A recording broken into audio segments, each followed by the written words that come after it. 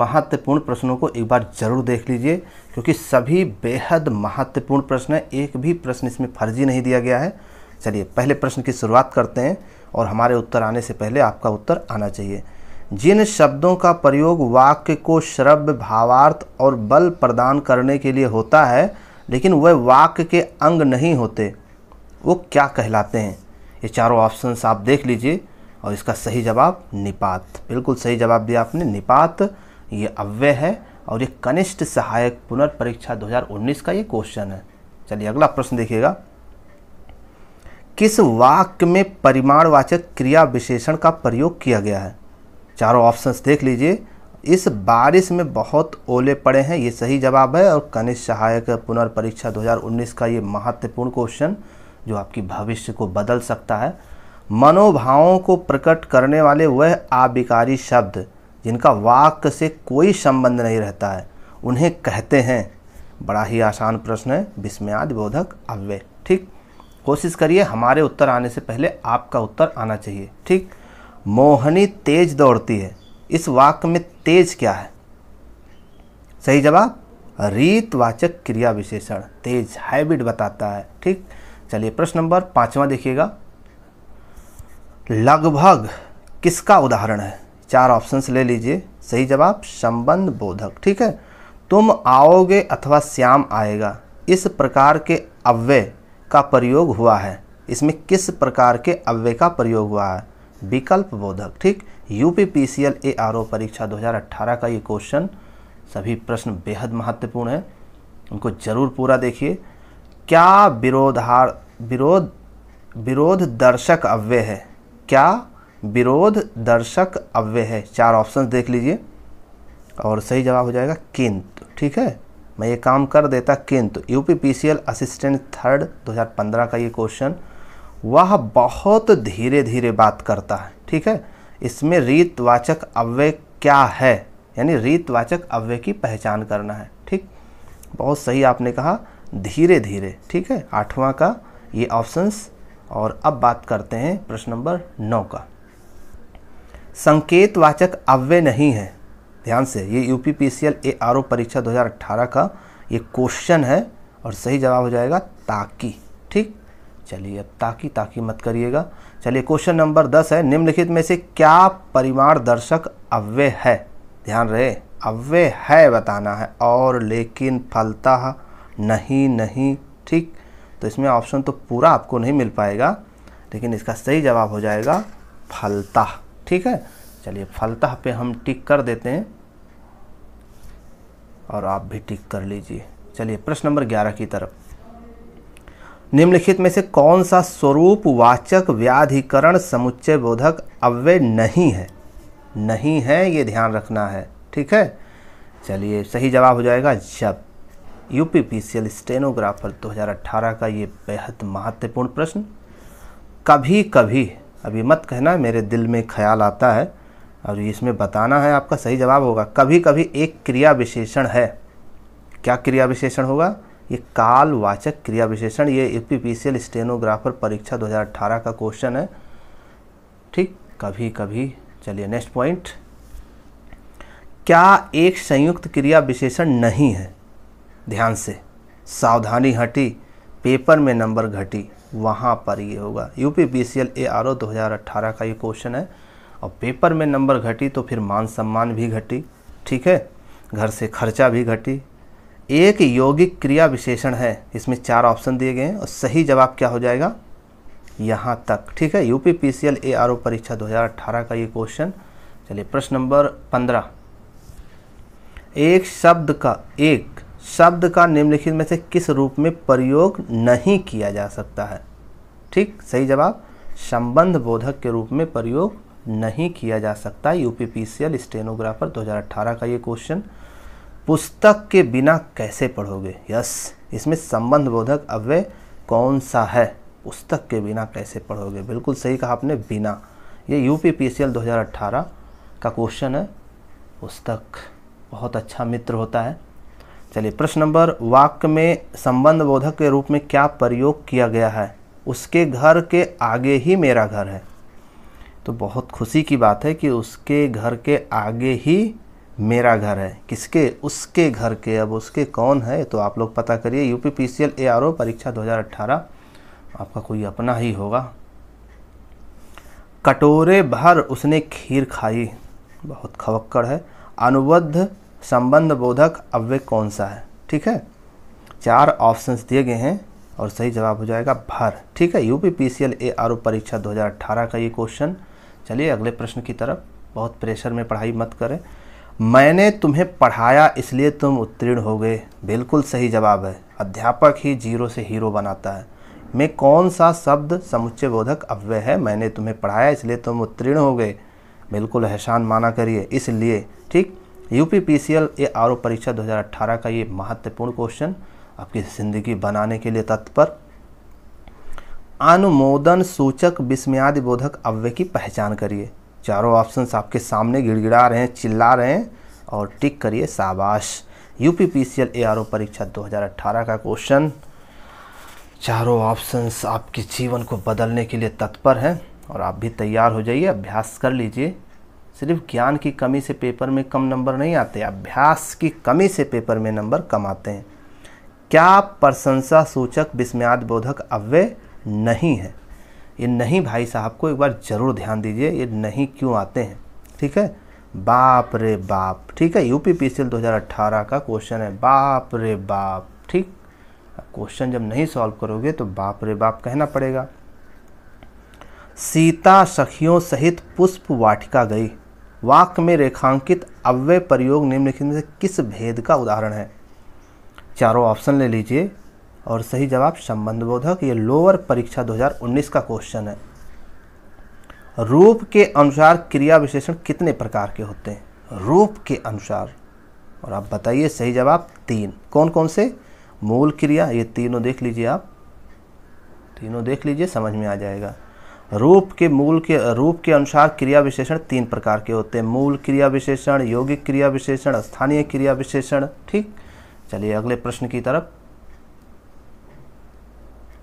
तुम प्रतिदिन खेलते हो, बिल्कुल खेलना चाहिए। उपर्युक्त वाक्य में प्रतिदिन कौन सा क्रिया विशेषण है? खेलिए लेकिन किसी के जज्बातों से नहीं। सही जवाब क्या हो जाएगा इसमें? 24 का ए ऑप्शन हो जाएगा।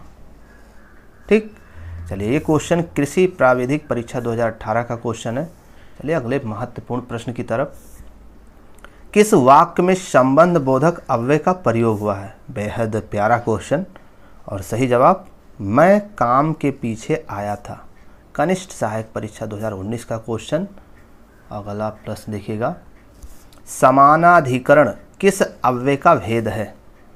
समानाधिकरण किस अव्यय का भेद है? बहुत ही प्यारा, समुच्चय बोधक, कृषि प्राविधिक परीक्षा 2019 का ये महत्वपूर्ण प्रश्न। अगला बेहद महत्वपूर्ण प्रश्न, मनोभावों के अनुसार हटो कौन सा विस्मयादि बोधक है? हटो, हटिएगा नहीं भाई, चेतावनी। जो हट गया वो बट गया। कृषि प्राविधिक परीक्षा 2019, हटना नहीं है, लगे रहिए।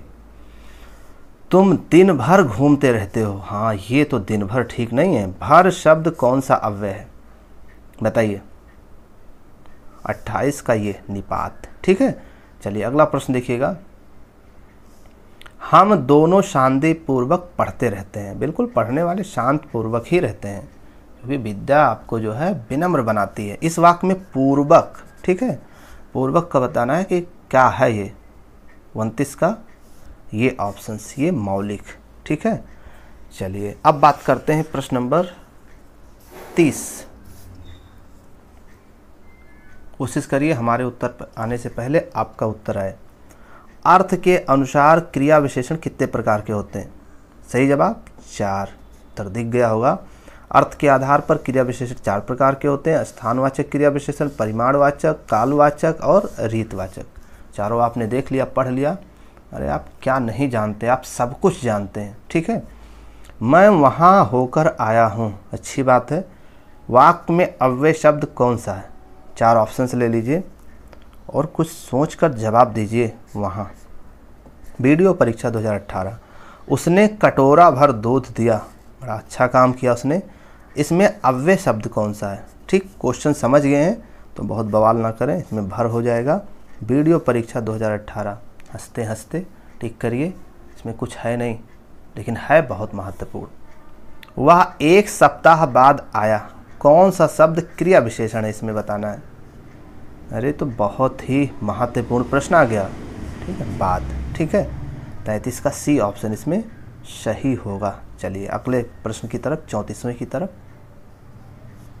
सेनाएं युद्ध क्षेत्र में आगे बढ़ी, इस वाक्य में संबंध शब्द बताइए, संबंध वाचक शब्द बताइए। सही जवाब आगे, वीडियो परीक्षा 2018। चलिए अगला प्रश्न देखिए। वह आया और मैं गया, समुच्चय बोधक शब्द बताइए। सही जवाब और, वीडियो परीक्षा 2018 का क्वेश्चन। नेक्स्ट, निम्न में अव्यय बताइए। अव्यय किसे कहते हैं? अव्यय एक अविकारी शब्द है। ठीक है, यहाँ समझाइए नहीं, ये ठीक है अव्यय यहाँ पर, वीडियो परीक्षा 2018, क्योंकि आपने वीडियो इस पर बना दिया है तो अब समझाने की ज़रूरत नहीं, यहाँ प्रैक्टिस करने की ज़रूरत है। ठीक है, I am so sorry. 37 number देखिए, अफसोस मैं नहीं जा सका। ठीक, रेखांकित शब्द के अव्यय का प्रकार बताइए। सही जवाब क्या हो जाएगा? शोक सूचक शब्द है। अफसोस है कि मैं नहीं जा सका। चलिए, वह पढ़ता है लेकिन बात भी बहुत करता है, व्याकरण की दृष्टि से रेखांकित शब्द को पहचानिए। अरे पढ़ने वाला ही तो बात करेगा और सही जवाब भी तो देगा, इसका सी सही होगा उत्तर। ठीक है, लेकिन ऐसा होता, लेकिन वैसा होता, लेकिन ये करता, लेकिन मैं वो करता। चलिए अगला प्रश्न देखिएगा, 39। उसे धीरे धीरे लिखने की आदत है। ठीक है, समझता तो होगा। रेखांकित शब्द क्या है इसमें? धीरे धीरे लिखना कुछ गलत नहीं है, बहुत धीरे लिखना ये ठीक नहीं। क्रिया विशेषण में आएगा। वीडियो परीक्षा 2018, युवा कल्याण अधिकारी परीक्षा 2018 का ये बेहद महत्वपूर्ण प्रश्न जो आपकी ज़िंदगी बना सकता है। अगला प्रश्न देखिएगा, मुंबई के निकट पूना है। ठीक, सही है। रेखांकित शब्द क्या है? के निकट बताना है। ये रेखांकित शब्द इसमें क्या होगा? 40 का इसमें डी ऑप्शन सही होगा। वीडियो परीक्षा 2018 का क्वेश्चन। हाय, अब मैं क्या करूं, इस वाक्य में विस्मयादि बोधक शब्द बताइए। सही जवाब क्या हो जाएगा? हाय, वीडियो परीक्षा 2018 का ये क्वेश्चन। चलिए अगला क्वेश्चन, कौन सा समुच्चय बोधक अव्यय नहीं है? वन रक्षक परीक्षा 2018 का ये क्वेश्चन। सही जवाब आजन्म, ये समुच्चय बोधक अव्यय नहीं है। कौन सा पद विकृत नहीं होता है? ठीक है, कौन सा पद विकृत नहीं होता है? 43 का डी, अव्यय विकृत नहीं होता यानी बदला नहीं जा सकता। वन रक्षक परीक्षा 2018 का ये क्वेश्चन। 44, अर्थ के आधार पर संबंधवाचक अव्यय को कितने भागों में बांटा गया है? सही जवाब 13। 44 का वी ऑप्शन इसमें सही होगा, वन रक्षक परीक्षा 2018। अगला प्रश्न, जो शब्द वाक्यांशों, वाक्य और शब्दों को जोड़ते हैं उन्हें क्या कहते हैं? सही जवाब 45 का बी ऑप्शन, समुच्चय बोधक वन रक्षक परीक्षा 2018। चलिए अगला प्रश्न, निम्न में अव्यय बताना है कि कौन सा है? 40 नंबर। ठीक है, 46 नंबर, निम्न में अव्यय बताइए कि कौन सा है? सही जवाब क्या हो जाएगा? सी, आहा, ये अव्यय है, वन रक्षक परीक्षा 2018। चलिए अगला प्रश्न, जल्दी जल्दी। रात भर जागना स्वास्थ्य के लिए अच्छा नहीं है, रेखांकित शब्द को पहचानिए जो भर लिखा हुआ है। ये 47 का सही जवाब क्या होगा बताइए? 47 का ये संबंध सूचक अव्यय है, युवा कल्याण अधिकारी परीक्षा 2018 का ये क्वेश्चन। अगला प्रश्न की तरफ, जिन अव्ययों का संबंध वाक्य से नहीं वक्ता के हर्ष शोक आदि भाव से होता है उसे क्या कहते हैं? विस्मयादि बोधक अव्यय, युवा कल्याण अधिकारी 2018 का ये क्वेश्चन। 48 का बी ऑप्शन इसमें सही है। चलिए अगला प्रश्न देखिएगा, वाह वाह कितना सुंदर दृश्य, रेखांकित शब्द कौन सा अव्यय है? ठीक है, तो इसमें सही जवाब क्या हो जाएगा? आपने बिल्कुल समझ भी लिया कि हर्षबोधक, बात खुशी की है, बात गम की नहीं है। चलिए अगले प्रश्न की तरफ, प्रश्न नंबर 50। माधवी अत्यंत सुंदर गाती है, इसमें अत्यंत बताना है किसके अंतर्गत आएगा? ये क्रिया विशेषण है, लोअर सेकेंड परीक्षा 2018 का क्वेश्चन। 51, परिमाणवाचक क्रिया विशेषण अव्यय क्या है? चलिए बताइए। सही जवाब हो जाएगा अत्यंत, वीडियो पुनर्परीक्षा 2016 का क्वेश्चन। परिमाणवाचक क्रिया विशेषण अव्यय, इसमें से छाटिए क्या होगा सही जवाब। सही जवाब इतना। आबकारी परीक्षा, सिपाही परीक्षा 2016 का ये क्वेश्चन। नेक्स्ट, समुच्चय बोधक को कहते हैं, क्या कहते हैं। सही जवाब आविकारी। जूनियर इंजीनियर परीक्षा 2016 का क्वेश्चन। लड़का जल्दी से लपक कर पहुंचा, वाक्य में जल्दी से पद में कौन सा भेद छिपा हुआ है, बताइए। सही जवाब क्रिया विशेषण। गन्ना पर्यवेक्षक 2016। चलिए अगला प्रश्न, भरोसे में शब्द का कौन सा रूप छिपा हुआ है। ठीक, सही जवाब संबंध बोधक। लोअर फर्स्ट परीक्षा 2016 का है ये। पुस्तकें धड़ाधड़ बिक रही है, इसमें धड़ाधड़ शब्द कौन सा रूप है। सही जवाब क्रिया विशेषण। लोअर फर्स्ट 2016 का ये महत्वपूर्ण क्वेश्चन। आविकारी शब्द क्या होता है, 4 ऑप्शन दिए गए हैं। आविकारी शब्द एक अव्यय होता है, वीडियो परीक्षा 2016 का ये क्वेश्चन। प्रश्न नंबर 18 देखिएगा, निम्न में कौन सा शब्द क्रिया विशेषण है। क्रिया विशेषण ढूंढना है आपको। तेज, ये क्रिया विशेषण में 58 का ये ऑप्शन इसमें सही होगा, और सॉरी 58 का बी सही होगा, तेज। वह लाचार है क्योंकि वह अंधा, इस वाक्य में कौन सा अव्यय छिपा हुआ है। ठीक है, लाचार है लेकिन अंधा है, तो इसका सही जवाब क्या होगा, कारणवाचक। ठीक है, चलिए अगला प्रश्न देखिएगा। प्रश्न नंबर 60, ऐसा लगा मानो बम फटा हो, वाक्य में कौन सा अव्यय छिपा हुआ है। सही जवाब सी, स्वरूप बोधक। ठीक है, 60 का सी ऑप्शन इसमें सही है। अब बात करते हैं हम प्रश्न नंबर 61 की।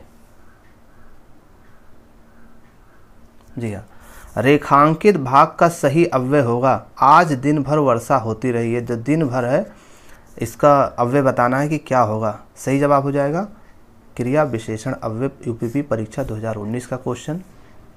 अब बात करते हैं प्रश्न में 4 विकल्पों में से सही विकल्प का चयन करिए। निर्देशानुसार वाक्य परिवर्तन वाला सही विकल्प है। राधा स्कूटी चला रही है, इसमें भाववाच्य तो बताना है कि इसका सही क्या बनेगा। 62 का ये बी ऑप्शन सही होगा, राधा से स्कूटी चलाई जाती है। यूपीपी परीक्षा 2019 का ये क्वेश्चन है। और प्रश्न नंबर 63 है, सबने उसे बुरा कहा लेकिन वह अच्छा बना। ठीक है, लेकिन ये बताना कि ये क्या है। ठीक, 63 का सही जवाब क्या होगा, ये आप समुच्चय बोधक अव्यय। प्रश्न बहुत बड़ा है लेकिन उत्तर इसका बहुत छोटा है। चलिए, निम्नलिखित में से 4 विकल्पों में से जो ये सीता के आगे रमा खड़ी है, इसमें आगे बताना है कि क्या होगा। 64 का डी ऑप्शन सही होगा। ठीक है, चलिए अगला प्रश्न है 65, वह काम नहीं करता, वाक्य में अव्यय पद की पहचान करना है। 65 का सी ऑप्शन ये वाला नहीं। यूपी परीक्षा 2018 का ये क्वेश्चन। हमें प्रतिदिन सूर्य नमस्कार करना चाहिए, प्रतिदिन बताना इसमें क्या होगा। ठीक है, सही जवाब क्या हो जाएगा, अव्यय है एक प्रकार का। चलिए अगला प्रश्न देखिएगा, जिन शब्दों से लिंग वचन कारक आदि के कारण परिवर्तन नहीं होता वह कहलाता है। बिल्कुल सही कहा आपने, अव्यय ही कहलाते हैं, बहुत ही महत्वपूर्ण है। मैं रोज पढ़ता हूँ, वाक्य में क्रिया विशेषण के पहचान करना है। इसका सही जवाब हो जाएगा कालवाचक क्रिया विशेषण। ठीक है, किस पे टिक करें, कालवाचक क्रिया विशेषण के अंतर्गत आएगा। ये यूपीपी परीक्षा 2018 का क्वेश्चन था। धावक तेज गति से दौड़ते हैं, वाक्य में तेज गति किस प्रकार की क्रिया विशेषण अव्यय के अंतर्गत आएगा। सही जवाब रीतवाचक। बारिश बहुत ज़्यादा हो रही है, वाक्य में ज़्यादा किसके अंतर्गत आएगा। 4 ऑप्शंस ले लीजिए, सही जवाब क्या होगा, क्रिया विशेषण। यूपीएसआई 2017 का ये क्वेश्चन। चलिए अगला प्रश्न देखिएगा 71 नंबर पर, दिए गए विकल्पों में कौन सा विकल्प कालवाचक क्रिया विशेषण का नहीं है। ध्यान रखें क्या नहीं है। ठीक है, बाहर भीतर। यूपीएसआई 2017 का क्वेश्चन ये है। चलिए अगला प्रश्न है 72 नंबर, समानाधिकरण और व्याधिकरण किसके भेद हैं। 4 ऑप्शंस ले लीजिए और सही जवाब ये समुच्चय बोधक अव्यय के। यूपीएसआई 2017 का ये क्वेश्चन। चलिए अगला प्रश्न 73 नंबर पर, निम्न में से कौन सा क्रिया विशेषण का भेद नहीं है। यूपीएसआई 2017 का ये क्वेश्चन है और सही जवाब हो जाएगा जातिवाचक। ठीक, चलिए जो शब्द क्रिया की विशेषता बताते हैं उसे कहते हैं, बहुत आसान है, क्रिया विशेषण कहते हैं। यूपीएसआई 2017 का ये क्वेश्चन। चलिए प्रश्न नंबर 75 है, रात को अचानक वर्षा होने लगी, क्रिया विशेषण का कौन सा भेद है ये बताना है। तो 75 का ये हो जाएगा रीतवाचक क्रिया विशेषण। यूपीएसआई 2017 का क्वेश्चन है। और 76 नंबर पर हम पहुंच चुके हैं, माँ सुबह नाश्ता बनाती है, इसमें क्रिया विशेषण है, बताना है कि सही जवाब क्या होगा, कालवाचक क्रिया विशेषण। ठीक है, चलिए प्रश्न नंबर अंतिम है 77वां, केवल, अनुमानता, सर्वथा, ये किस प्रकार के क्रिया विशेषण के अंतर्गत आएंगे? सही जवाब हो जाएगा ये परिमाणवाचक के अंतर्गत आएंगे। और भी महत्वपूर्ण प्रश्नों पर प्रैक्टिस इसके नेक्स्ट वीडियो में। धन्यवाद।